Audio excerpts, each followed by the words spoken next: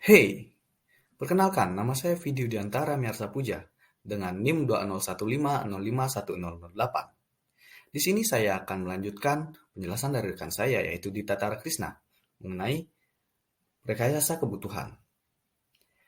Rekayasa kebutuhan pada dasarnya diawali dari tiga hal, yaitu problem, needs, dan juga future. Di mana problem pada dunia nyata itu contohnya adalah ketika kita merasakan lapar. Lalu needs, ketika kita lapar, apa yang kita butuhkan adalah makanan.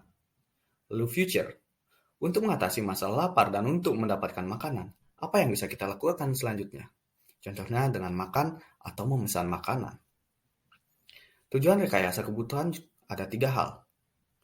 Yang pertama, memahami kebutuhan secara detail, atau kita sebutnya dengan analisis. Lalu yang kedua, mendeskripsikan kebutuhan dengan jelas kepada pelanggan atau klien, memastikan pelanggan tersebut memahami deskripsi kebutuhan dan implikasinya.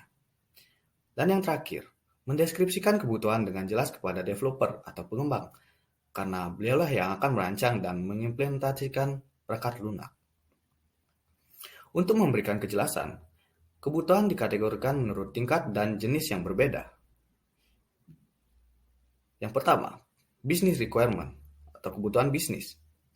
Yang kedua, user requirement atau kebutuhan pengguna. Dan yang terakhir, system requirement atau kebutuhan sistem. Business requirement.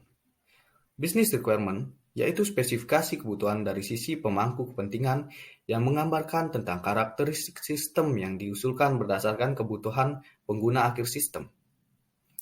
Business requirement menjelaskan mengapa organisasi melakukan proyek tersebut, manfaat apa yang diharapkan organisasi terhadap pengembangannya, atau ekspektasi pelanggan terhadap produk.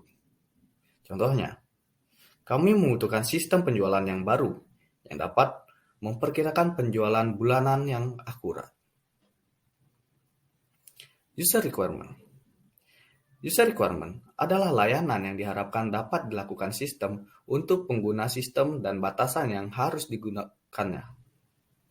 User requirement nantinya dapat digunakan sebagai masukan atau untuk membuat sistem requirement.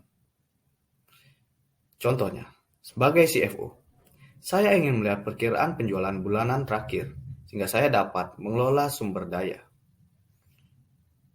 Dan contoh sebagai pelanggan, saya ingin melihat pesanan yang saya batalkan.